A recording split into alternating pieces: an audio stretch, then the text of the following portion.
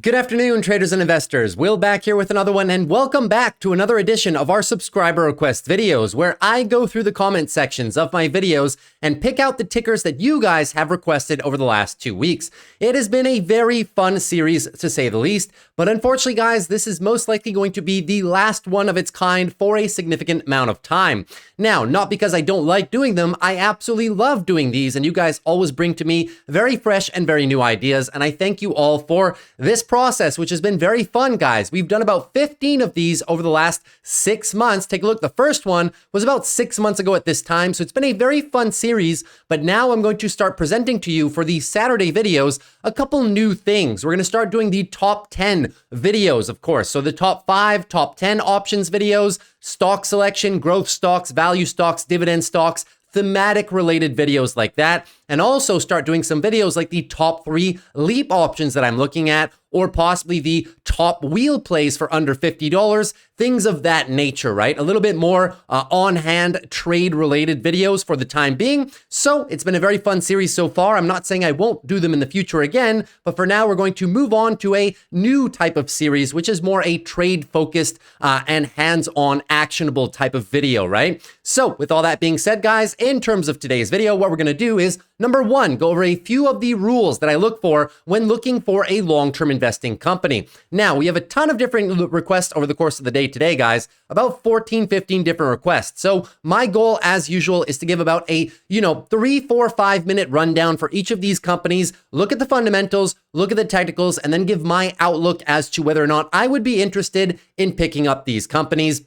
Now, I'll give you the rules first in terms of what I look for in a long-term company, but I know that a lot of you haven't really specified whether it's for a long-term investment or rather just a swing trade. So I'll be giving my thoughts as to both. So without further ado, guys, let's jump right into the action. So in terms of the rules that I look for when shopping for a long-term company to put in my long-term portfolio, usually I'm going to have a holding period of about 5, 10, 15 plus years. So it stands to argue that they need to be extremely high quality and stable companies that will probably be here in the next 5, 10, 15. So keep in mind, guys, rule number 1 is always a stock's price is a reflection of future earnings and future cash flows. You will see that I put a lot of emphasis on this in my analysis because these are the only 2 metrics, guys, that warrant a stock price going up over time. If you're not improving EPS, you're not improving cash flows, your stock price will not move higher. Now, number 2, do not chase, guys, ever. There is so many opportunities in the market, and you guys must know that by now. Let the markets come to you. So if you have a stock that's run a significant amount of ways and you're feeling the need to chase it, always take a step back, breathe, and then reevaluate whether or not you may be able to find one of the sector peers possibly at a better valuation at a cheaper price. There's over 500 blue chip stocks in the market and over 8,000 total, so you should never really be chasing only one. Now, in terms of the actual rules, the company needs to have a competitive advantage in its industry, a moat, guys. If you are thinking of putting a stock in your long-term portfolio and you cannot clearly say what a company's competitive advantage is or what is their moat, you probably need to think twice about putting that one in your portfolio. Number 2, the company needs to have consistently increasing revenue and EPS. I'll show you what that looks like, guys. I always bring up Microsoft because they are the poster child of almost perfect fundamentals. When you look at the EPS chart, everybody has access to this on TradingView. Just go down here, click on see forecast, and you'll see when you put it on an annual basis, the EPS growth rate and the revenue growth rate. As you can see, it is very consistent. Regardless of the cycle of the economy, these two are consistent and predictable. That is what I look for in long-term companies. Now, the next point, guys, is going to be consistently increasing the free cash flow as well. Free cash flow is a very important metric because that is what the company uses to either reinvest in its business or pay out gains in terms of shareholder value, in terms of paying out dividends or buying back shares, which both lead to increases in EPS.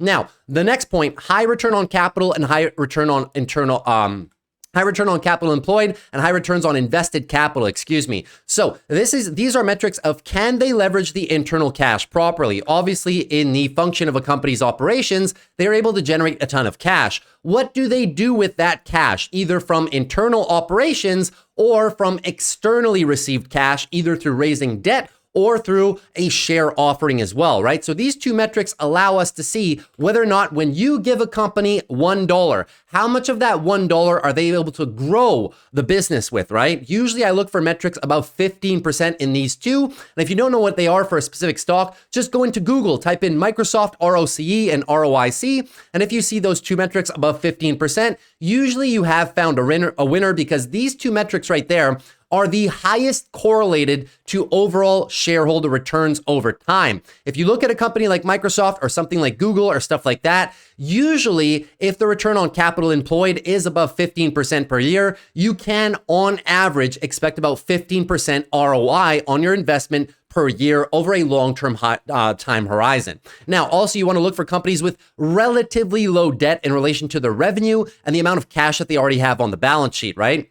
So that is a fairly obvious point. And then lastly, we want to combine all of the above factors with a company that is currently at support levels. We don't want to be chasing when it's pushing the all-time highs. We want to be waiting for pullbacks into decent support levels to possibly pick them up, especially on the weekly and monthly timeframes, right? So the name of the game, as I've labeled right here, is a company with very solid fundamentals, all of the above, and a great technical entry. So all that being said, guys, let us jump into the request right now. And we're going to start off with Lisustin asking for, can I do TMDX after they had earnings? So no problem at all. Let's pull up TMDX and go through the analysis. So TMDX had earnings roughly about a week ago at this time. And we can notice they had a very large drop of about 30%, missing on the EPS by a wide margin and missing on revenue as well. Why is that important for this company, guys? Well, this is an up and coming company in terms of the healthcare group, right? As you can see, the market cap is only about 2.89 billion. And what they specialize in essentially is they are in the organ transplant and transportation business. It's a very, very, very niche business, but I'll explain to you why their EPS came down, right? So in terms of what we're looking at for the analysis, when we go through companies like these guys, is the company profitable or not? So as we can see, the company was not profitable for a very long time, and they're turning the corner to profitability. So Wall Street has built in some very high expectations of them being able to ramp up EPS quickly. So obviously, guys, when you have a big 50% EPS miss, it just moves the timetable down the line in terms of that EPS expansion. So it kind of, but it takes a lot of the momentum out of the stock when you have to reprice profitability and reprice EPS growth. In terms of the revenue is actually doing very, very, very nicely, expanding very well over time, roughly about, I would call it, anywhere between 60 to 80% in terms of the revenue ramp rate, at least over the next 2 years before it kind of tapers off into the roughly 20 to 30% range, which is very, very, very solid. In terms of the financials, guys, well, this company is going to be all about profitability. As you can see, they are free cash flow net negative. And they do have, well, I mean, it is a decent amount of debt on the balance sheet. They do have some cash to offset that, but a lot of their cash and free cash flow will be used to reinvest into the business. So keep that in mind. I wouldn't say that the amount of debt is problematic for the company. The revenue is growing fairly nicely, but you wouldn't want to see this balloon out of proportion, which right now it is not, in my humble opinion. So in terms of where we stand on the fundamentals, guys, decent fundamentals, but keep in mind as well, it's a fast-growing company, but you need to keep those EPS numbers in check, right? It's all going to be about that turning the quarter to profitability, and that's why Wall Street really didn't like this one, that EPS growth rate miss, right? So in terms of where we stand, guys, this is a extremely niche play. I'm not opposed to taking niche plays, but usually for the niche play to actually play out, you need to give it a very long time horizon, right? Talking about at least the next 5+ years if you want to see this company grow into its full potential. So right now, it's still relatively small at $3 billion market cap. And if you take a look at the analyst expectations for the company, they are all decently above the current share price. So in terms of that, I would not be surprised if the company can recover, but it might just be a somewhat of a slow recovery unless they really get that EPS back on track in the next few quarters. And that's pretty much it for the fundamentals, guys.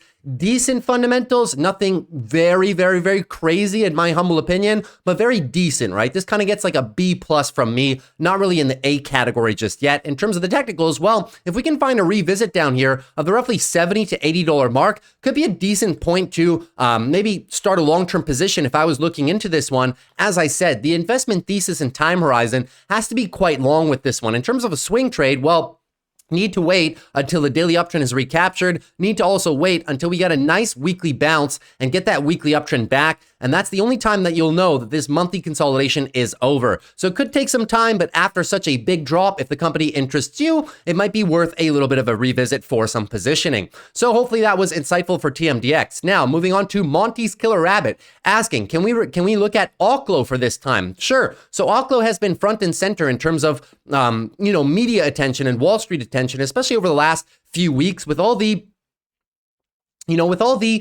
emphasis put on renewable energy, especially nuclear energy, and especially the SMRs, the small modular reactors, which are a lot less cumbersome in terms of space requirements than traditional nuclear installations. That's why a lot of big tech is looking into these, because they want to build a lot of these very close to data center installations, because data centers require a tremendous amount of power, and arguably the most efficient use of energy in any question is going to be nuclear power, right? Now, obviously, there's a few limits to this type of power. One being regulations. It takes a very, very long time for these companies to not only get approval for their small modular reactor plans, but also in terms of getting approval from the regulatory bodies for building out the actual installations. As a matter of fact, from the time that these companies have an idea to them finally being able to plant a shovel in the ground to start the installation, usually it's about 5 to 6 years. And by the time they're done, right, from the idea to actually producing energy, it's usually about a 10-year time horizon. So Oklo, in their case, they do say that they want to be operational by 2027, but that is very, very questionable, guys. Very, very questionable in my humble opinion.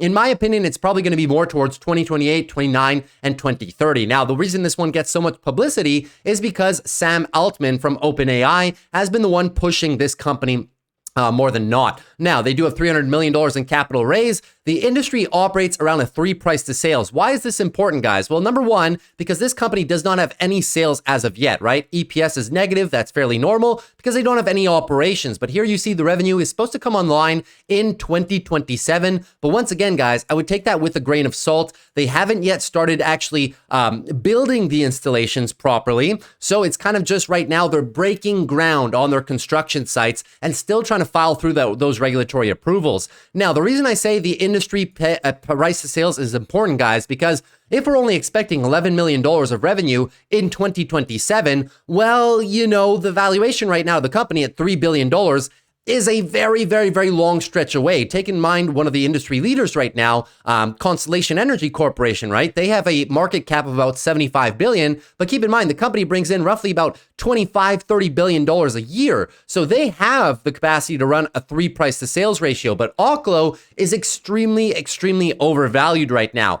This essentially is a pure momentum and hype cycle trade. I would not be surprised with so long of a time horizon before they actually start generating any revenue. I wouldn't be surprised, guys, if this ends up like another story like ASTS. Crazy hype cycle, crazy momentum, and then kind of dies off. So I'll be looking for this one to maybe die off a little bit before possibly positioning. But keep in mind, it is a pure momentum play. It's a very unclear risk to reward scenario at these current prices. And a matter of fact, guys, in terms of the analysts that cover this one, it is now above all or most of the analyst price targets. So we've really blown past any form of consensus. And you can only do so much analysis on a stock that only has revenue coming in the next 3 to 4 years and not right now. And keep in mind as well, there's about 15 different of these SMR startups right now. It's very difficult to choose which one we want to invest in. So for that reason, I am going to be investing in this ETF. This is called Nukes, right? Because it only holds nuclear energy companies. You guys get the pun.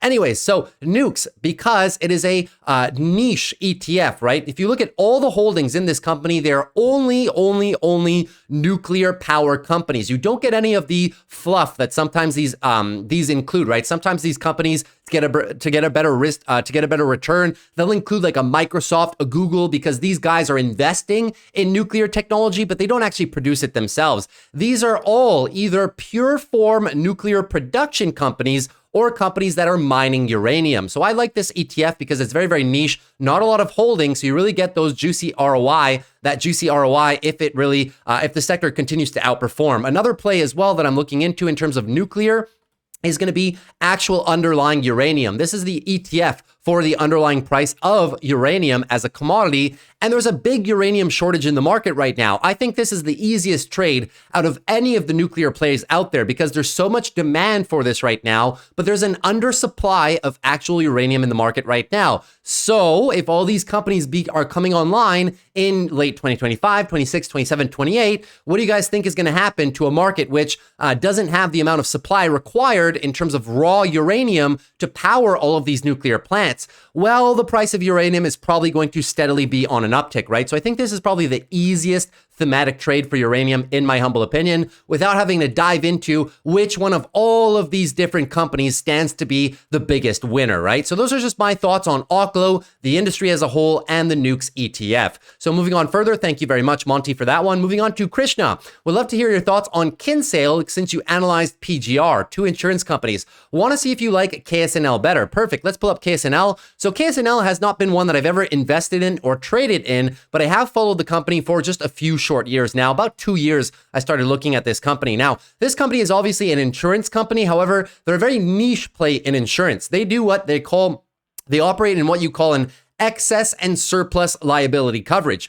What is that? Well, it kind of says it in the name, guys. It insures everything that the legacy insurance providers do not want to insure. Now, sometimes these are very niche plays like daycares for various reasons, but other times it has to do with the nature of the business, either in construction for dangerous job sites and dangerous forms of construction rather, and also in terms of materials and oil refining. You find a lot of these companies that provide insurance for oil rigs, gold mines, things like that, things where you have excess liability and where it's very tough to determine an adequate premium to charge these companies for, right? So that's pretty much it for KSNL in terms of the introduction. In terms of the profitability, you guys can see massive increase in profitability here from the teens to in the mid-20s over the last few years, and they are ramping their revenues and their EPS very, very nicely. Look at this nice EPS ramp, and look at this nice revenue ramp as well. Very, very good. Nothing bad to say about the company in terms of that. However, notice where the analysts stand. Most of everybody is at a hold right now with only a few price targets coming in above the current price. Why? Well, because the company right now is trading extremely rich in relation to the sector. Keep a look at some of these metrics right here. The sector PE for insurance companies are 12 to 15. KSNL currently trades at a trailing 25. So that is literally almost twice the industry standard. Now, obviously, it's because they're growing a lot faster than the rest of the industry. Revenue growth rate of 16, EPS growth rate of 18% per year. But still, a double is a little bit rich right now. And in terms of price to sales, a more defensive metric, if you don't look at growth, price to sales for specialty insurance providers, such as what these operate in, well, the average price to sales is about a 2.6. Price to sales is very simple, guys. It's the company's market cap divided by how much revenue they bring in per year. And this one's a little bit rich, guys. KSNL is coming in at a 7. Traditional insurance companies sometimes trade between a 1.5 and 2. Specialty gets a little bit of a boost, but KSNL is well above both of those industry standards. But the free cash flow yield at 9% is quite good. So you got a bit of a push and pull here. Yes, the free cash flow yield is very appealing. However, guys, the valuation metrics on this company right now are quite high. So that's why in terms of which one do I like better? Well, I mean, I don't really invest in insurance companies. I know they're quite good. They pay decent dividends. They are relatively good growth companies as a whole. It's a good mix between growth and value in that respect, but I don't invest in them myself. But if I had to had to choose, I would probably go with the bigger ones just as a more defensive nature of the business, right? We're not too sure if this company is going to be able to continue to scale at the current rate that they are. And that's one of the biggest drawbacks sometimes when you have the up and coming fast growth insurance companies is eventually that these growth ratios in the next 2-3 years, they will start tapering off. And these growth and these, excessively high metrics will also taper down too. So the company's pricing in a lot of growth right now. I wouldn't say it's bad in terms of whether or not we're still holding shares, but we have to acknowledge the fact that this company has ran a ton, right? The long-term chart looks very good, monthly uptrend, weekly uptrends as well. So in terms of short-term positioning for some swing trades, guys, you just kind of have to go off your previous levels, right? In terms of where we stand right now, a level that I can pick out for is if they ever come back under 400 or at 400, it could give us a little bit better risk to reward because the company at current times is somewhat fully priced right now. Now, if you have a position dating all the way back from back here, I don't see any reason to sell the company right now. But if we're looking to start a position up here, little bit rich in my humble opinion. That's why it would not be necessarily for me at the current time. But thank you very much, Krishna. I do like Kinsale. It's another case of a company that I love the company, but I just don't like the share price so much right now. Moving on to Naveed. Can I kindly do AppLovin? So Naveed coming in with AppLovin. We've done this one a couple of times on the channel. And now obviously, guys, we have the absolute straight moonshot, up 77% in the last week after their earnings, after the CEO said, yeah, we can probably maintain a long-term growth rate for revenue between 20 to 30%. So investors obviously love to hear that. They did have a nice beat here on EPS,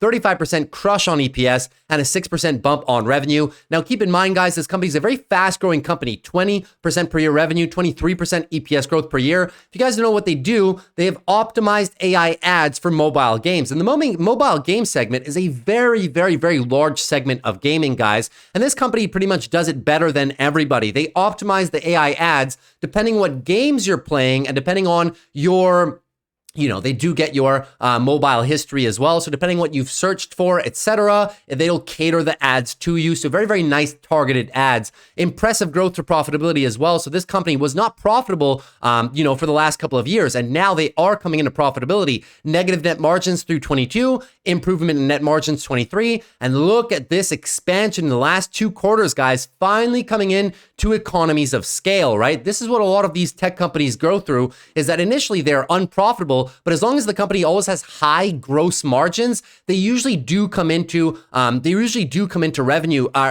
margin expansion eventually, right? Take a look at AppLovin. I just want to show you guys what I mean by that. When you're looking at an unprofitable tech company, always focus on the gross margins. If the gross margins are above 60%, usually you have a winner, because when they can finally scale their revenue, guys, the operating expenses kind of collapse as a proportion of revenue, right? And that's when you really start seeing these operating expenses fly and the net margins fly as well. So if you find an unprofitable tech company, just make sure their gross margins are above 60% while they're trying to scale, because eventually when they do turn into profit, usually they can get some really juicy numbers. And that's exactly what's happening with AppLovin right now. So taking a look at their forecast for the future, we can see that their EPS growth rate is fantastic. Their revenue growth rate as well is quite good too. But that's kind of where my bullishness stops on this company at the current prices. Another case of a company that I love what they're doing, but I just don't like the share price right now. Take a look, even though the analysts are extremely bullish, we're pretty much into full valuation right now. And that's completely normal, guys. I mean, we're trading at very rich valuations. The PEG ratio right now,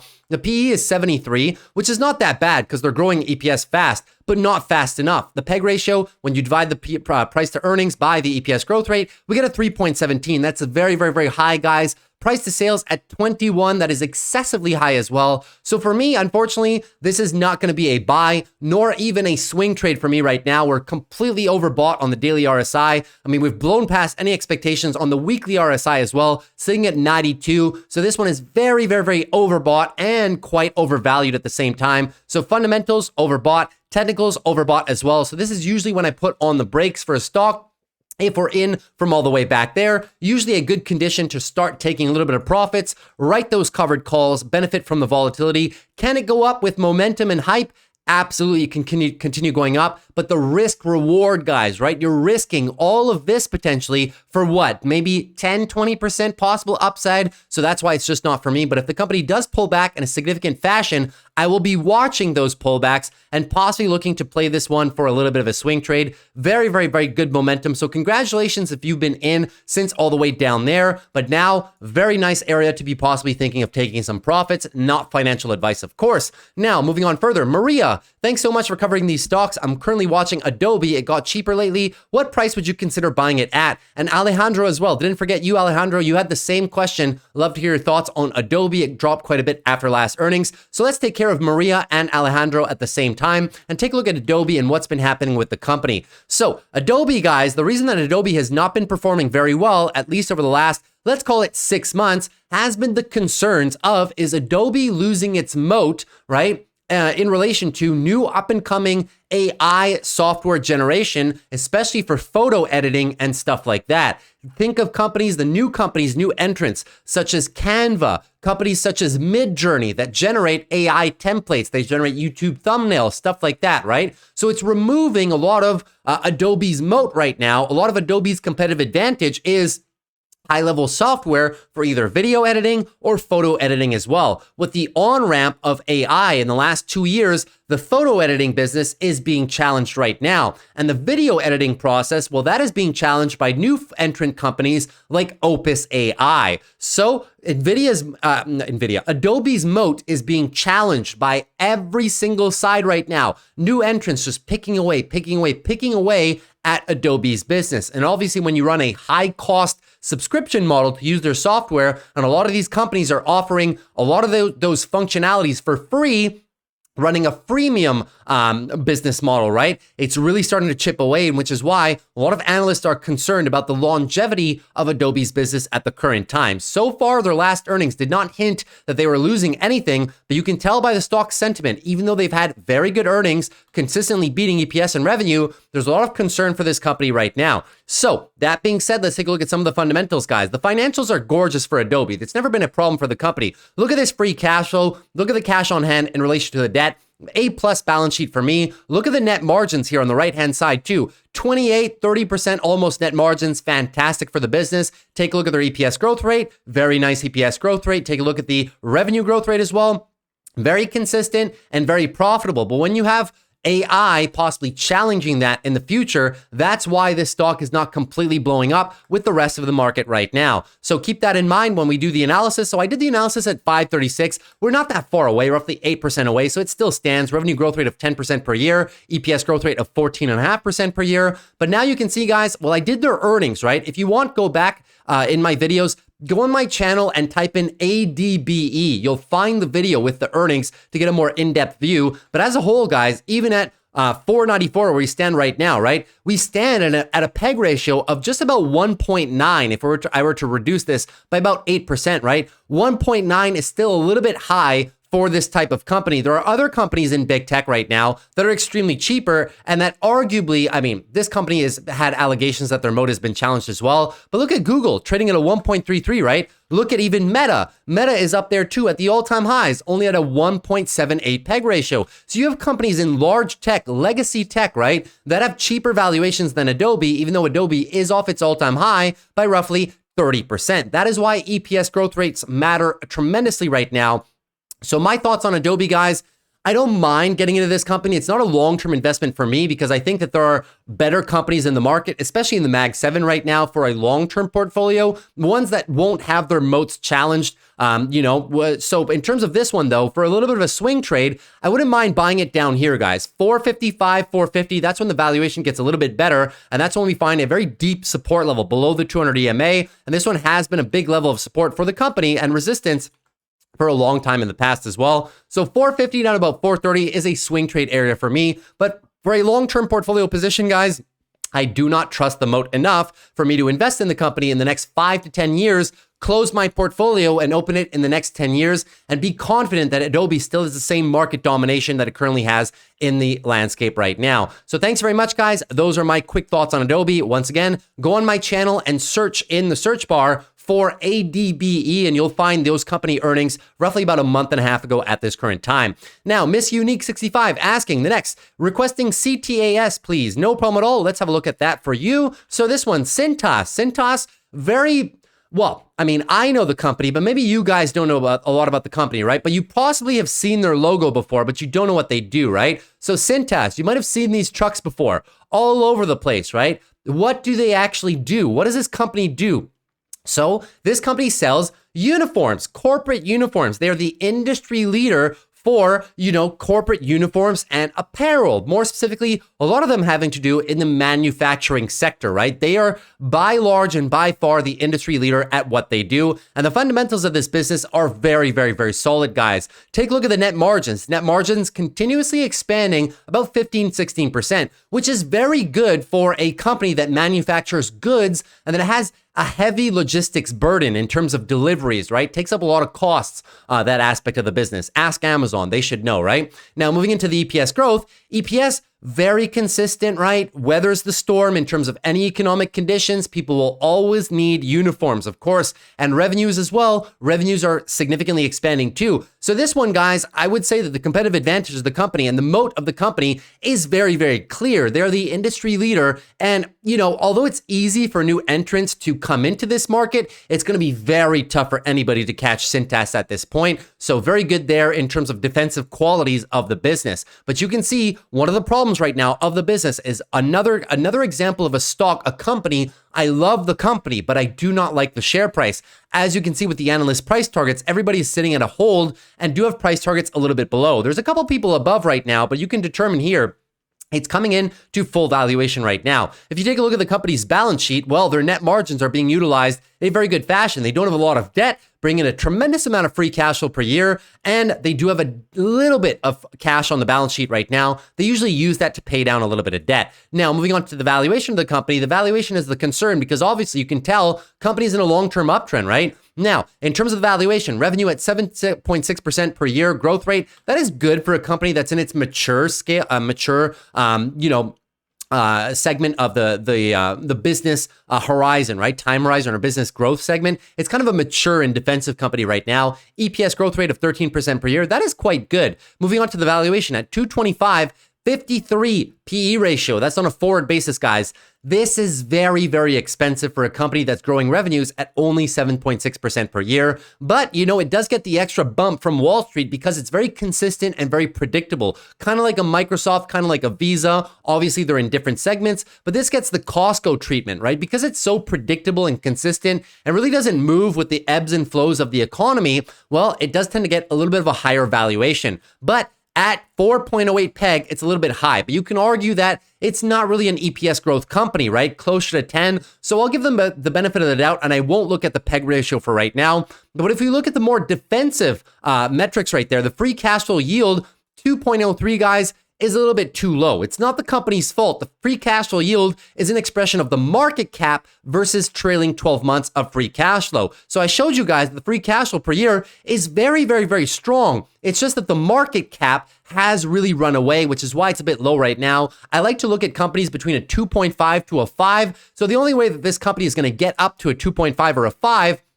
is either the share price is going to go down or they're really going to have to 2x their free cash flow, which in my opinion is not really possible. So we need the share price to come down, and price to sales at a 9, guys. The industry standard for their comparables is about a 3 to 4. So not only is the free cash flow yield a little bit too low for me, but the price to sales being 2.5 times the industry standard is a little bit much for me. But I love the company. It's a very solid company. I don't see any reason to sell the company, but for me to start a position up here, guys, it's very, very, very rough. The risk to reward is not in my favor right now. So what I'd be looking for is look at this monthly uptrend we have right now. Monthly is significantly overbought. So we're going to need a pullback overall, guys. If for ever which reason I put this one on a watch list and I can find it back down here in maybe the 180 to 190s, that would be a much more manageable valuation. We will be testing the monthly 12 EMA as well. And usually when this company back tests the 12 EMAs, you can see it's usually a good proposition to have a little bit of an entry on this company. So this one is one that I would put on the watch list, put on the back burner,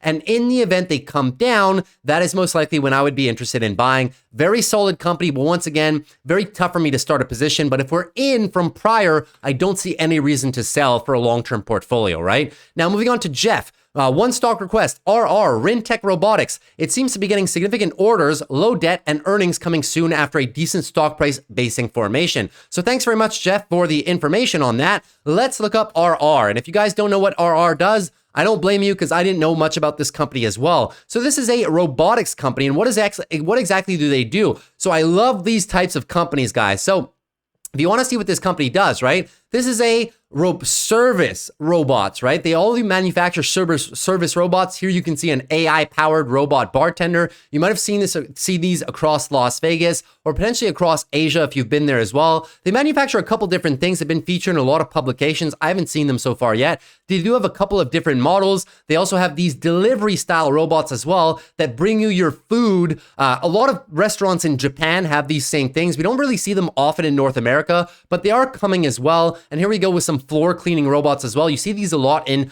Tokyo Airport. We don't really have them that much here in North America, but they are coming as well. So this is an up and coming company, but keep in mind, a lot of companies already do this, most notably out of China and Japan, where this technology is used a lot more frequently. The industry leader by far, guys, is a company called Pudu Robotics. This is a company coming out of China. And if you look at their models are very similar to what RR is trying to do. So RR is sitting here situated in North America. So they have better exposure, right? To do, let's say, when they do conventions and stuff like that, they can get their name out there. But this, guys, by large and by far, is the industry leader. You can see Pudu already has partnerships with a lot of very large and famous companies as a whole. So just keep that in mind when you're looking to do comparative analysis, right? On these robotics companies, you need to look for who are the industry leaders. And this company, you can see they have a partnership with Pizza Hut, but not only that,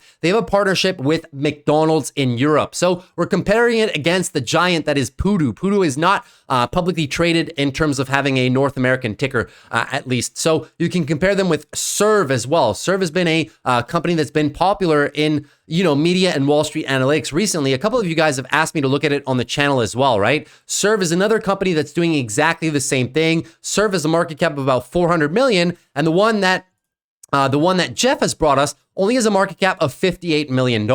So this, guys, is a complete conviction play in my humble opinion, right? You can look at their earnings, but whether or not they're going to be able to garner significant market share and really raise this market cap here is going to be what we're going to be looking for, right? But traditionally speaking, when we're looking at an up and coming company that doesn't have that much in terms of financials, right? You can look at the financials right here.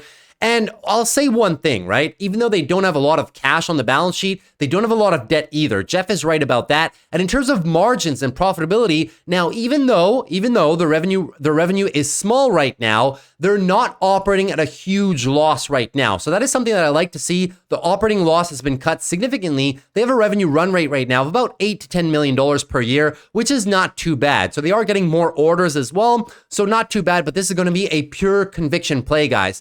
If we're looking to take a position in here, Jeff is right that yes, they are forming somewhat of a base of support at the current time. But keep in mind, guys, it's going to be highly dependent on the amount of orders and the partnerships that they're going to be able to get in the near-term future. So if we are to invest in this one, guys, at a startup phase of the company, you have to give this time to play out, right? It's not going to be something that's going to really be determined in the next 6 months, 1 year, 2 years. This, in my opinion, especially if you're looking for something like a 10x, right? If you're looking for a 10x in market cap, it's not that far away. It's about a $500 million market cap that you need to go look for. So just look at what Serve Robotics is doing to obtain that 400 million market cap valuation. Well, Serve Robotics right now is entirely a hype cycle. They really don't have any significant revenue right now. But if you look in the future here, where's that revenue coming? It's all going to be coming in terms of 2025. Already at $400 million market cap, they're only getting $4 million, right? RR is already getting more than that at their current operating stature. So it stands to argue that RR, even at a lower market cap, has much better fundamentals than Serve right now. So this is actually a great find, Jeff, in terms of that. Arguably a lot better fundamentals than Serve.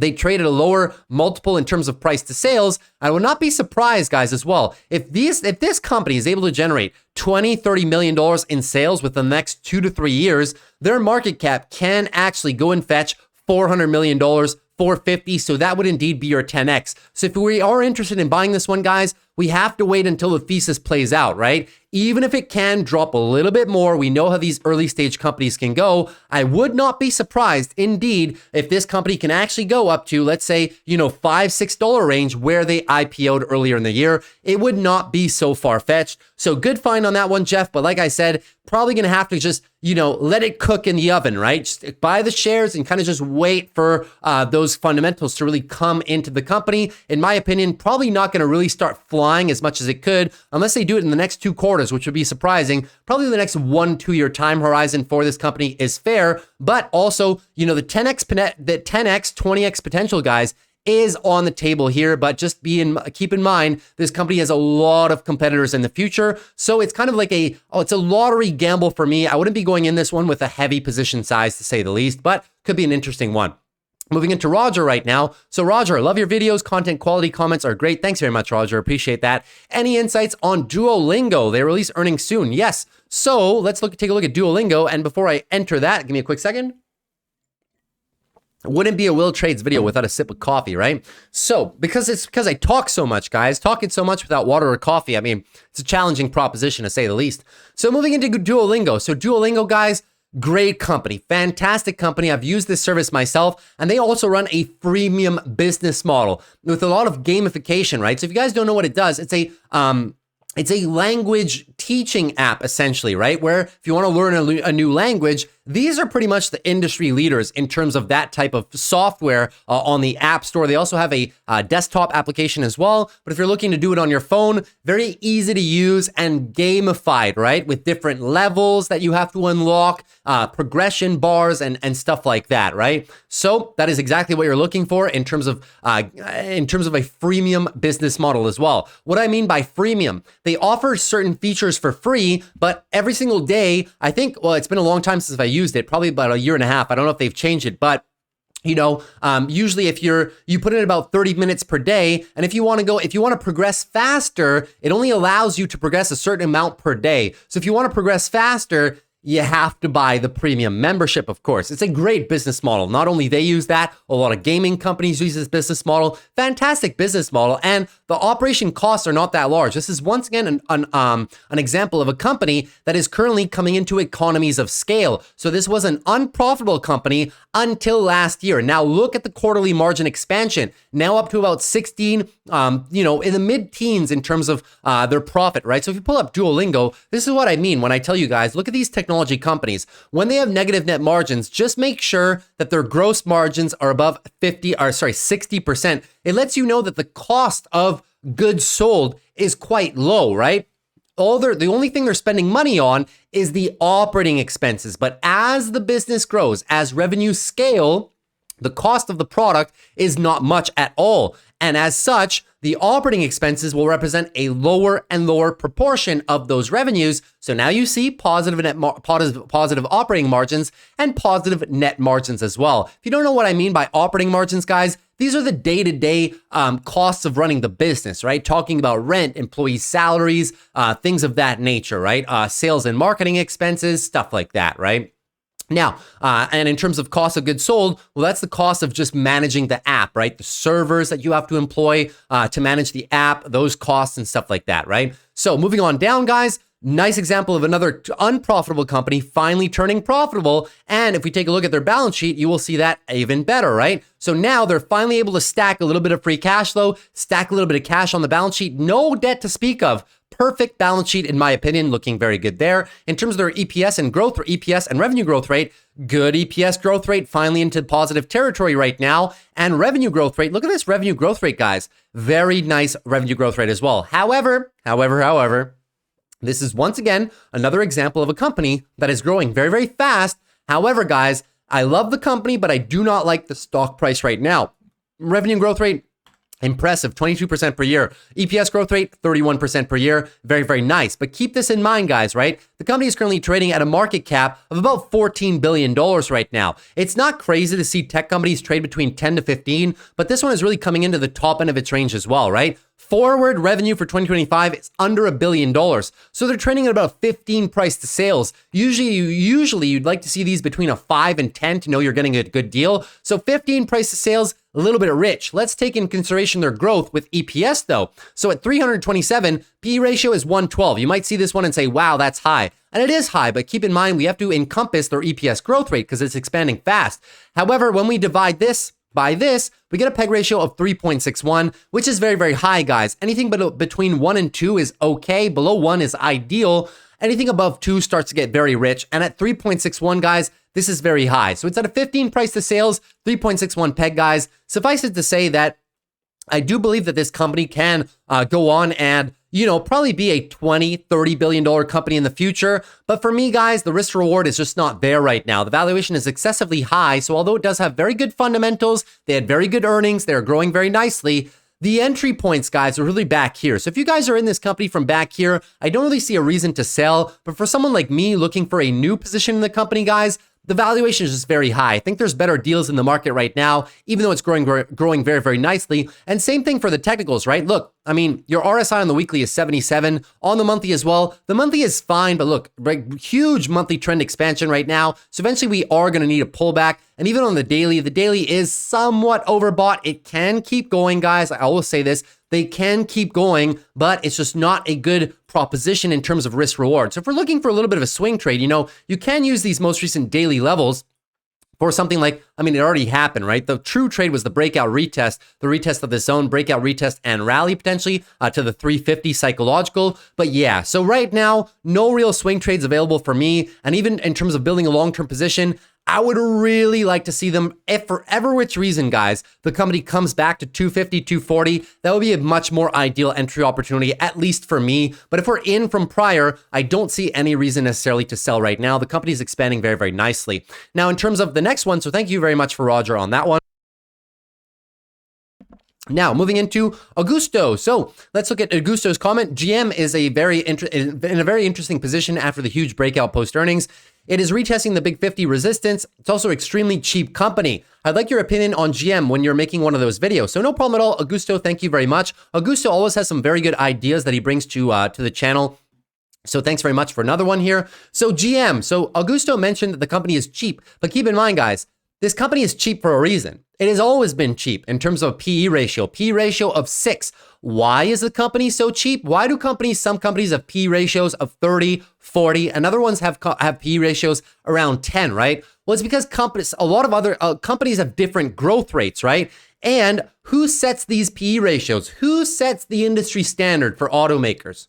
Who sets the industry standard for tech? As a matter of fact, who sets the industry standard for the S&P 500? People like to say anything under 20 is cheap for the S&P, anything over 20 is expensive for the S&P. Yeah, but says who? There's no financial models that give a hard, fast rule as to what a desired PE ratio should be. It is a relative analysis, guys, right? It is a relative analysis. There is no absolute perfect number. All of these models are theoretical models, guys. Finance is not like medicine or pure applied sciences, like pure applied sciences, like physics laws and stuff like that, right? There are no laws in finance. It's all relative valuation. So the reason that this company is cheap at a 6 PE, do not get seduced by low PE low PE ratios. It is relative to the industry. And the reason why is because this company doesn't grow. Now, they did have good EPS expansion here, right? Which is a byproduct of them increasing prices, but it's not organic. So the EPS expansion is nice on a 23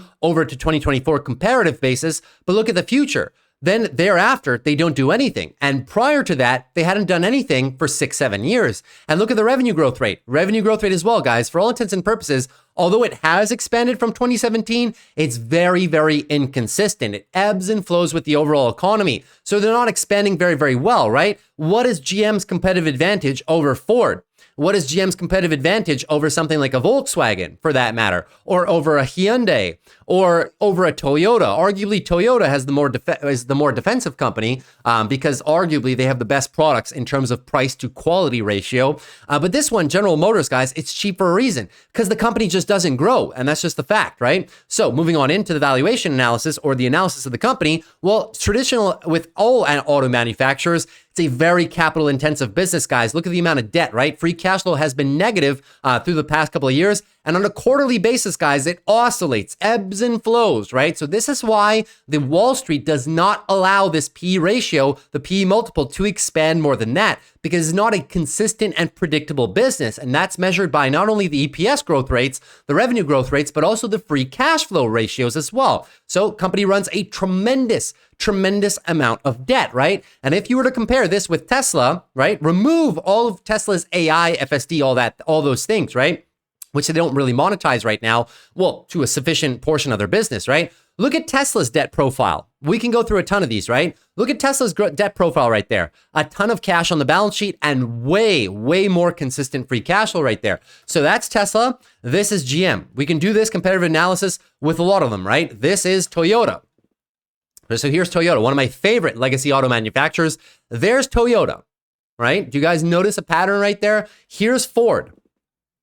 right? Very capital intensive business. And these guys do not make a lot of money. They have to spend a ton of money servicing that debt, right? So that's why I say that Tesla, BYD, Li Auto are some of the best pure play auto manufacturers in the world because they manufacture every single one of their vehicles with a very, very hefty profit margin. And that is not something that GM does. So GM, in terms of fundamental basis, guys, in my opinion, there are better companies to invest in, even in legacy auto manufacturers, right? My favorite two are, number one is BYD. Toyota is also a very close second, but Tesla is probably my favorite pure play just for the auto business alone. You can argue about Tesla's valuation and stuff like that, but Tesla has the most efficient auto business as a whole, or else we dive into race. We dive into some niche plays like race. Race is also one that I like to play. Ferrari, right? Because the competitive advantage is clear. Limited edition models, and they, for all intents and purposes, have unlimited pricing power. Ferrari can release,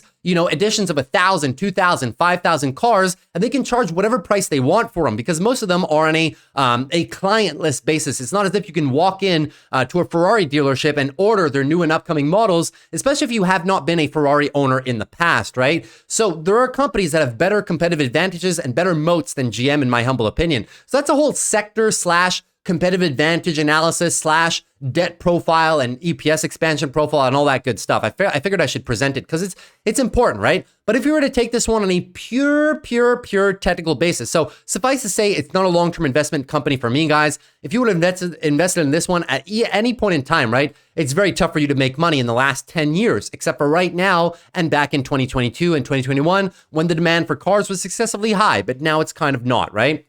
That being taken in consideration, pure form technical play. Yes, we do have a weekly uptrend and we are looking potentially for the back test. So if we're looking to play this one with some short puts or something like that, yes, we can make a play right there, or even the breakout, retest and run if we want to go with a little bit of calls or something like that, guys. But keep in mind that the auto industry right now is not so favorable. Interest rates are still very, very high. GM has been performing good. They had good earnings, of course. But like I said, the earnings are very, very inconsistent for the most part. I know that a lot of analysts do have target estimates higher than what we are right now, but we're fairly mixed, right? So we can go and get maybe that $60, $70 per share in the future. That is possible, right? It's very possible, but just play the levels accordingly. So yes, Augusto, there is a technical trade here if we're looking to play some short puts or maybe some call options or stuff like that, but usually this one is not the fastest mover, right? So in my opinion, there are better plays out there in terms of, volatility metrics for short puts. So there's better plays because this one, the IV is not so high. You got to be really close to the share price to get some decent premiums on those puts. So not my favorite play for the wheel strategy. And then even for calls, right? There's some stocks that in my opinion are going to move a lot faster than GM. Not my favorite play, but when it opens up, if I have this one on a watch list and it comes into my level, I'm not opposed to playing it per se. So thanks very much, Augusto. That's my in-depth analysis of GM as a company itself and also in relation to several other sector peers and my thoughts on the industry as a whole. Now moving on, Travel Lane 4537 asking, Will, can you look at LNTH? Thinking about selling puts at 85 strike, 11:15 expiry. No problem at all. So let's look at LNTH. 85 strikes. So they just came down a lot after their earnings, right? So momentum is definitely favoring, but this is kind of an area that I'm not opposed to starting to write puts, right? Daily oversold conditions. We know that for the most part, we do have the monthly uptrend as well, looking for the monthly higher low, somewhere between the 12 and 26, most likely in the case of a monthly uptrend. So I like the fact that we're coming into a, possible temporary bottom right now.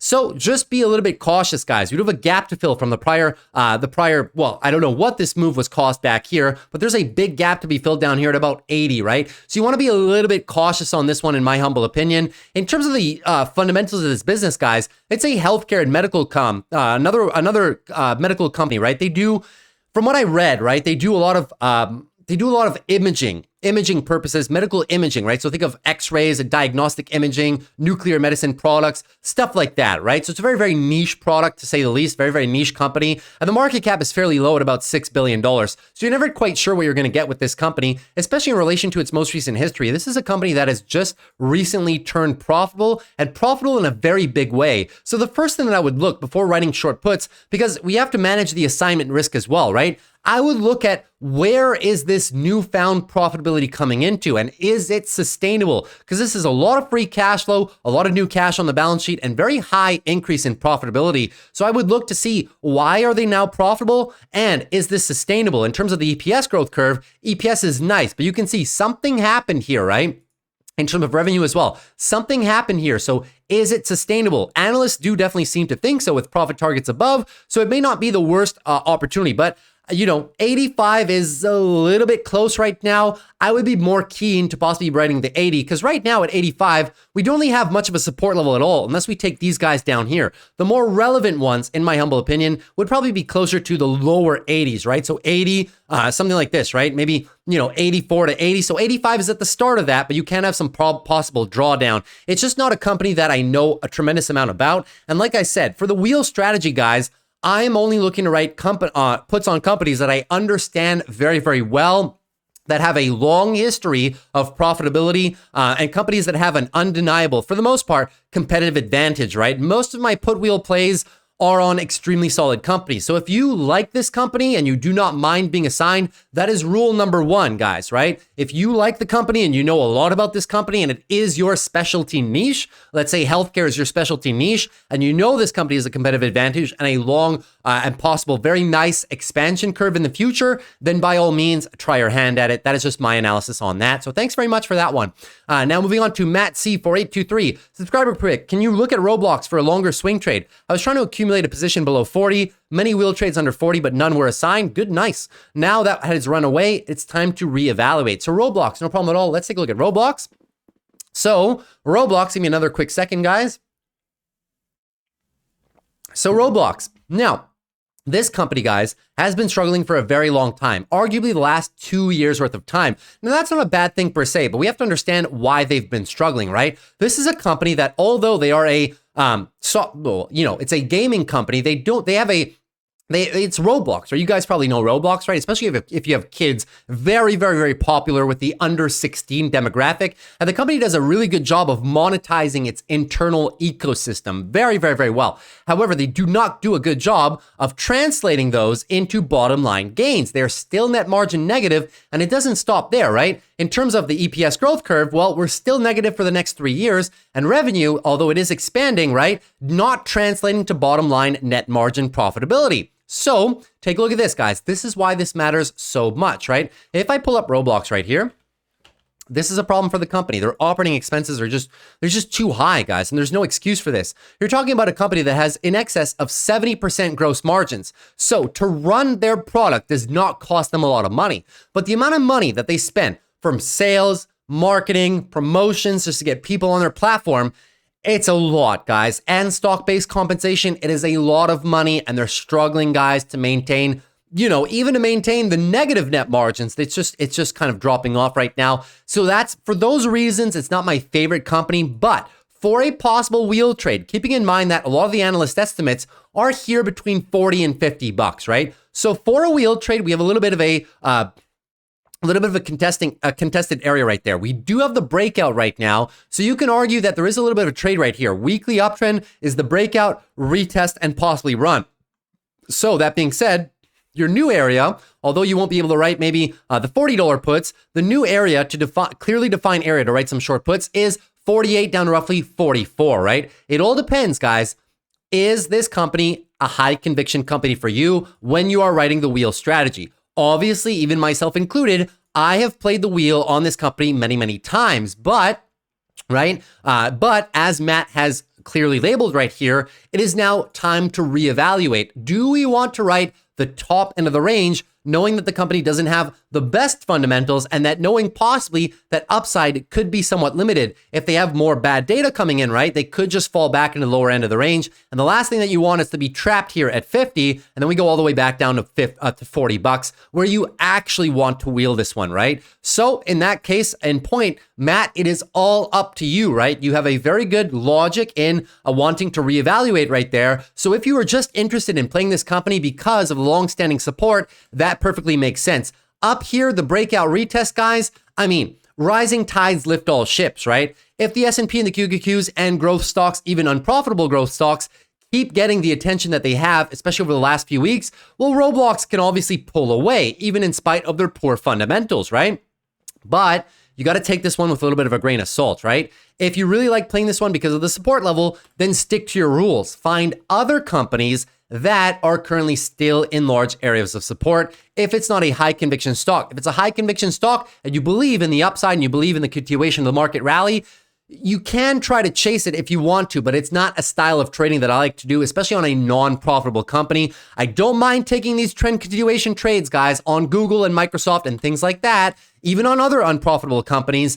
But Roblox is not my favorite one. That's just my opinion. It is all up to you. So thanks very much, Matt, for that request. Now, Jitendra asking us, thanks again for the nice detailed video. Can I analyze ServiceNOW stock for the outlook? Thanks, Will. No problem at all. Let's have a look at ServiceNOW. So ServiceNOW is an enterprise resource planning software, right? It's not quite like CRM. So CRM is well, it says it in the name, right? They're a CRM software. It's a client relationship model. So when businesses like banks and other companies, when they talk to clients for customer service and various things like that, you want to have a history of your client interactions to better help you understand what the client is calling in for. Have his concerns been addressed? That way, if he talks to two different people on two different times, there's a history, there's a log of all the client interactions, right? That is CRM. ServiceNOW does something different. They're more the internal metrics of the company. So they do everything from human resource, internal management, payroll management, optimizations of different procedures within a company, right? These are what we call ERP softwares, enterprise resource and planning softwares. So that is what ServiceNOW does. The biggest comparison that they possibly have, CRM, although they're not directly in the same line of business, is SAP. SAP arguably is the biggest company in the game right now. This company is $207 billion, ServiceNOW is. SAP is just slightly above it, 258, right? They're kind of battling it out right now, but SAP has a lot more business, guys, and I'll show you. SAP does about $31 billion in revenue per year, and ServiceNOW only does about $9 billion. Already, just with the market cap comparison, you can see the problem, right? SAP has roughly the same market cap, almost slightly above, and does 3 times the amount of revenue. This company has almost the same revenue or the same market cap as SAP, but does 1/3, less than 1/3 of the revenue. So you guys probably know where I'm going with this one, right? Now, moving into the valuation stuff. So take a look. Profitable company right now. They've been expanding net margins very, very nicely. Look at this, especially over the last 5 quarters, from 10 all the way up to 15% net margins, exactly what you want to see. When we take a look at the company's balance sheet as well, flush with cash, guys. A lot of cash on the balance sheet. They do have a decent amount of debt, but look at the free cash flow they bring in per year. Fantastic free cash flow, and I would not expect anything less from a company that runs a software as a service model, right? Moving on to the forecast here, you can see EPS, very consistent and nice growth, especially over the next 4 years. Very nice revenue growth rates as well. But look at the analyst targets, guys. We've come into full valuation. Everybody is bullish, but we have come into arguably full valuation. I will explain why. Revenue and EPS growth rates are very, very healthy right now. But look, at $1,000, guys, they're running a P ratio of 72. Nothing bad with a P ratio at 72, provided you have a very strong EPS growth rate. And right now, when we divide this by the EPS, guys, you get a PEG ratio of 3.42. Why do I put so much emphasis on the PEG, guys? Well, because with the PEG, you can compare different companies in different industries. You can compare Google with Visa. You can compare Google with McDonald's, right? With tons of different companies in different industries, you put them on a common denominator. How much are we paying for the future growth of this company? And right now we are paying a lot. It's a 3.42 PEG, which is very, very, very high. If you take a look at CRM, guys, we did the valuation on CRM down there at 267. Now, arguably they're a little bit higher, but the analysis is the same because we didn't get any more new data from their most recent quarter, right? So if I just bump up their valuation here, right? So let's say 321 divided by 267 is roughly 20% bump. So if I do 1.2 times the PEG of CRM, CRM is trading about a 2 PEG right now. A 2 PEG, right? So even though they're at the all-time highs, so CRM is in effect 1.5 times cheaper than, than ServiceNOW. So ServiceNOW, very expensive in relation to the comparison. And when we look at the free cash flow yield as well, take a look at CRM's free cash flow yield. Well, it was, I didn't put it right there, but it's about a 3.1. It was. Now it's probably under that, about 2.8. Look at ServiceNOW, right? ServiceNOw free cash flow yield, 1.7%. This is very, very, very low, guys. Even though they're bringing in good free cash flow, it's not enough in relation to their market cap, right? It's not the company's fault. It's just they cannot generate free cash flow enough to catch up with the share price appreciation, right? Which is a reflection of their market cap. Also, the price to sales. Price to sales, guys, is 18. 18. Look at CRM. I'll do the price of sales on the fly, right? Price of sales is very, very easy. It's market cap divided by revenue. CRM, market cap, $30 billion, right? Look at the revenue, however, per year. Revenue is about a 35. So they're getting the tech treatment. They're about a 9, 10 price to sales, which is standard for software as a service company, right? Take a look at SAP. SAP, another competitor, direct competitor for ERP software. $258 billion market cap, right? How much revenue do they do per year? 31 billion. So once again, between an 8 to 10 price to sales ratio. Then we look at ServiceNOw. ServiceNOw is running double the comparables, right? Very high, guys. So on every single metric, guys, the PEG ratio, very high. Free cash flow yield, right? Looking how much we get in terms of returns to shareholders, very low, which is not good. We need to see this above 2.5. Price of sales, twice what CRM and SAP are trading at. So for all those reasons, guys, I am not buying up here. It's a very good company, but another addition of a company. I like the company. I like what they do, but I do not like the share price at all. As a matter of fact, the last time we looked into this one, it was down here. And I was saying down here, yes, it was a decent pickup because we were coming off.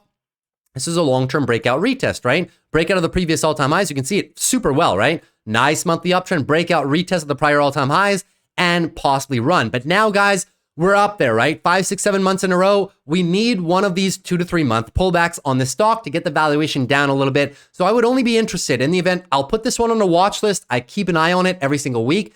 If I can see it back down in the 800s to start a position or a swing trade, I will be more interested for looking for the monthly higher low for further trend continuation, right? But up here, I mean, if we're in from back here, I don't see a reason to sell the company at all, right? But if we're looking to start a position up here, guys, the risk reward is just unfavorable in my opinion. So thanks very much for Jitendra for putting us on to ServiceNOW. Moving on to KV Dahlberg. Thank you very much. Thoughts on Bell Canada? Thanks, Will. Great job. Love your channel. Awesome. So looking at Bell Canada. So Bell Canada has been one, guys, that I've had so many discussions, as you guys well know, right? I used to work in, well, many different roles at the bank, culminating in my advisory role for high net worth clients for their portfolios and stuff like that, right?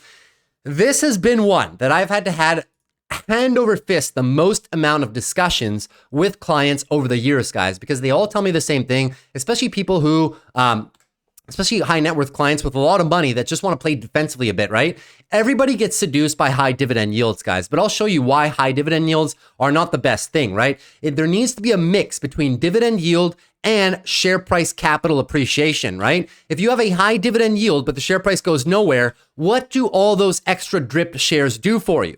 Absolutely nothing. You continuously get more and more shares, but you never get paid for them, right? Someone who invested in Bell Canada back in 2008 made literally no money for 10, 15 years, other than this little pop over here, which was your sigh of relief probably. Now, obviously, if you bought the dips down here, you're probably sitting pretty, but at this point in time, even people who bought back in 2005 are not making any money. And this is the problem with a lot of telecommunications and utilities companies. They just don't grow, guys. Even though they have great dividends, guys, they just do not grow. Look at the profiles here. All the utility companies run a similar profile. Look at the amount of debt, guys. There's way too much debt right here, right? This is a company that brings in only $18 billion of revenue per year. And look how much free cash flow they bring in. Not that much, right? Decent, but not that much. Look at the amount of debt they have. Way too much debt, in my opinion. And also, keep a look right here, guys. Look at this EPS growth. It's actually not growing. The EPS growth rate is going down. So EPS declines, essentially, declining rate, right? Revenue as well. Revenue is slightly declining. Now, I'm Canadian. I know this company a lot better than you guys down south obviously know, but I can tell you guys, it's a very solid company, right? For all intents and purposes, the telecommunications companies up here, they have somewhat of a quasi-monopoly, right? It's just them, Rogers, TELUS, and a few others. And then they've obviously started their, more affordable brands under them that are still under the umbrella corporations, right? So Bell has a number of smaller operators that that have different names, that have better pricing plans, but they all come under Bell Canada just the same. So this one, unfortunately for me, is a no touch right now. You can argue that yes, it's a decent time to be buying down here. Daily oversold conditions. Daily conditions are crushed right down here, right? At about $28, but still, it is my opinion, this is a value trap. There might be a trade here in terms of possibly some reversals, right? But the bulls have no time frames. Not only has it been at this point a 2-year monthly downtrend, so there's no monthly uptrend. We obviously don't have a weekly uptrend as well. We obviously don't have a daily uptrend too. So arguably, at the depths of this company, right, the share price that hasn't traded here since roughly 2010 and even prior, you can make an argument that now is possibly a better proposition to lock in that 10% dividend yield, right? But I just showed you the fundamentals of the business, right? The fundamentals of the business will not be improving at least for the next 4 years unless they turn something around in a very quick fashion. So for those reasons, guys, this one at best for me is somewhat of it's a value trap. It's a lottery, right? You can buy the shares here, get a juicy dividend, and you possibly can have some appreciation, right? But why would you take the risk? In my opinion, there are far better companies in the market right now. And if you want to stay Canadian and you want to go with a high dividend yield, well, you don't have to sacrifice the quality of a company for some good dividends. The only dividend paying stock that I have in my entire portfolio, well, that's not true. There's some that pay like 0.5, 1%, but the only one that I have a big position in my portfolio are the Canadian banks. Why? Because Canadian banks over the long run have the best mix in my opinion, well, not only my opinion, but analysis also confirms the best trade-off between a high dividend yield and share appreciation. So when you get more shares from those dividends, they actually do something. And we're on the upswing and we're coming into a rate cutting environment. So this is probably going to be a nice growth cycle for the banks in Canada for the next 3 to 4 years. This is the ETF that I chose, right? So it has a 6.19 dividend yield. When you remove the MER, they're sitting about 5.25%. So that's pretty good. That's above the standard average of most Canadian banks out there, and you get a monthly drip. So the compounding of your drip happens even faster than a lot of other corporations that pay it on a quarterly basis. So keep that in mind. This one is a equal weighted. They run 1.25x leverage on the banks to generate excess yield, excess returns on the dividends. But still, you can, it follows ZEB, but it outperforms ZEB. This one is a pure equal weighted capital banks, right? And you can see the Canadian banks over time do have a nice capital appreciation curve, and they do pay a nice dividend. But the reason I like HCAL over ZEB is because you can see ZEB only pays a 4% dividend. And for the banks themselves, they pretty much all have the same charts. You can find dividend yields between 4 and 5%, but I like HCAL because they use a little bit more leverage to generate those excess returns. And the excess returns minus the MER are still better than the standard of the industry. So this is my pick for a high dividend paying and capital appreciation play. So those are my thoughts on the matter. Thank you very much for that one. Now moving on to Ian P asking, hi Will, always love your videos. Any thoughts on Hood here? And if we see a possible pullback as a chance to get in. So let's go over Robinhood and give me one more second. Last one, guys, I promise. So Robinhood, to be honest with you guys, you might have seen it on the channel, right? I played a lot of Robinhood back here. I played some Robinhood here before and after earnings, but up here is where I kind of have to draw the line, guys. We're coming into pretty much full valuation and it's kind of run away from us, right? So in terms of the forecast, you can see that the forecast right now, we're coming into full valuation. My problem with this company is, look, EPS is going to be flat, supposedly flat for the next 4 years. So hopefully Vlad can come up with something to really bolster EPS. But the reason that EPS is taking a hit, guys, is because Robinhood, it's a very competitive landscape, the brokerage game, right? So in order to gain clients, what these companies do is they run a lot of promotions, right? Transfer your accounts over and we'll give you $1,000. Transfer your accounts over and we'll give you better margin rates. All those promotions, they take a hit on the bottom line. So although the revenue is growing and they are growing their client base, well, that growth comes at the expense of promotions and marketing, right? Which takes away from their bottom line profitability. So right now, in my opinion, guys, the price to sales of 10 is at the higher end of the valuation. So even though this one, I like this stock a lot. Don't get it twisted. I like this stock a lot, but I liked it a lot more back here, guys, in the sub $20 range. The valuation was great. And my own price target was 28 to 30. Now that we've hit that, it's very tough for me to constantly chase this stock at a heightened valuation, right? That being said, if for every which reason the company does revisit, which now it looks like it may not, right? But in the event we do revisit this lower range, look at this weekly support balance, right? If for every which reason we can write some premium, 25 to 22 levels, I would not be opposed to playing this stock as a whole in these lower levels, but I'd be very cautious being aggressive with the short puts up here. So my preferred level on Robinhood would be indeed anything sub 25 with some good premium. I wouldn't mind it there, even though even there, the valuation is slightly elevated. The best area is down here, but I'm not sure we're going to get it in the context of a bull market, guys. You know that these can run away, even if they are overvalued, right? So I'll keep it on the back burner for a wheel. I only like playing it when we get big down days, right? A big 5-6% down day, and I can find some premium down here, 25, 26. That's where I'd like to play it, but no higher than that for me. Thanks very much, Ian, for that one. And now lastly, maybe I should have made these bigger so you guys can see, my bad. And lastly, Angelo asking, hi, Will, what about IonQ? IonQ. So this one is another company, guys. Very highly priced company, right? And it's been, I know why you guys are looking at all these companies, just because how much they've ran and you get caught up in the hype cycle, right? Hopefully, Angelo, you bought this one down here because we did an analysis on this company literally down here. And I was saying, guys, I was saying a few things, right? We were coming into the bottom end of a very big support range, nice accumulation zone, and we were looking for the pop and break above and the confirmation, right? The confirmation of a new weekly uptrend, and the entry was here. So hopefully you guys are able to get a piece of that because I did the analysis back here. So hopefully you guys are able to get at least some, maybe not all, of this price appreciation, but this is where the stock comes into full valuation, guys, for a few reasons, right? Well, number one, take a look at the revenues of this company. Right? If you look at the revenues of this company, they're almost non-existent right now. We really need to go out to 2027 to find any meaningful revenues for this company. However, we are already trading at a 5.36 billion valuation. This is way far out, guys. We're trading literally, almost 20, it's about 15, 17 price to sales from 2027 numbers, let alone 2024. So the valuation on this one, guys, is crazy right now. They're not going to be profitable much before 2030 perhaps, right? Look at the valuation, guys. Look at all the analysts. And the analysts were very bullish down here at 6.7, but now we've blown past all of the price targets, right? So this one, guys, is a no for me. I can't touch it. It's a quantum computing business, but most of all these companies, guys, are only in the R&D phase, and IonQ is also in only the R&D phase. They have a little bit of revenue, but not much more than that. In my opinion, supercomputers are much better for this current landscape right now. Quantum computing is really set to come to scale. And this is not me, guys. This is Microsoft and Google. Microsoft is working on this. IBM is working on this as well. Take it from them. This technology will only be ready to be safely and consistently deployed 2030 to 2035.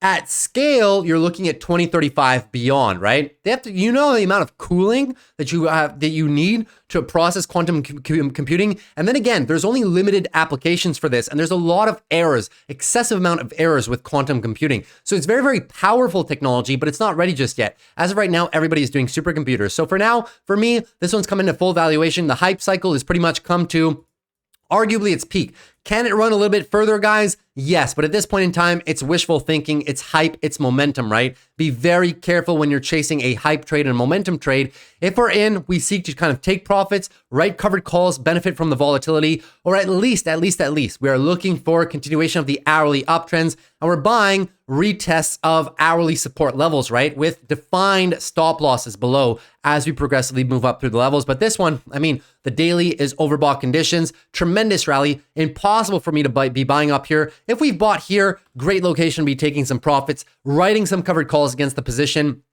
right? And just locking it in at this point, because as I said, right, nothing defined for the company to warrant this market cap much before 2027. So be very careful with this one. But if you have some gains, congratulations on your gains. And if you got this one down here, that after I had analyzed this one, just about a few short months ago, leave it down below in the comments because I'm very curious to see your guys' success stories.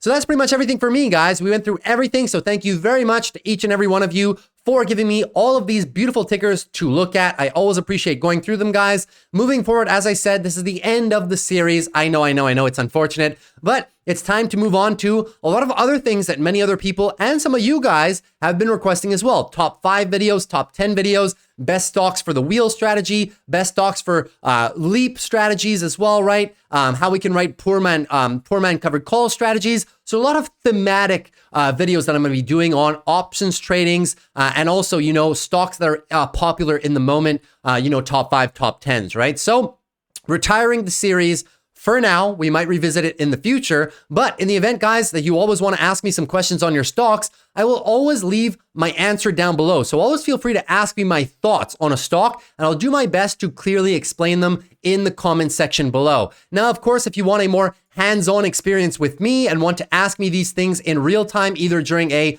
morning live stream or otherwise, and want to get my full charting analysis and stuff like that, well, I do offer a Discord service, right? Where you guys, these are all the trades. You got access to all the live trades, but also, guys, you can chat with me all day, and we do private market live streams every single Monday to Friday for about an hour. So every single day, a ton of my members ask me to do these types of analyses on a daily basis. So if that's something that interests you and you know, the trades interest you as well, all of my, you know, many different trades, the wheel, directional trades, stuff like that. This is last week. Last week we went 100%, which is crazy.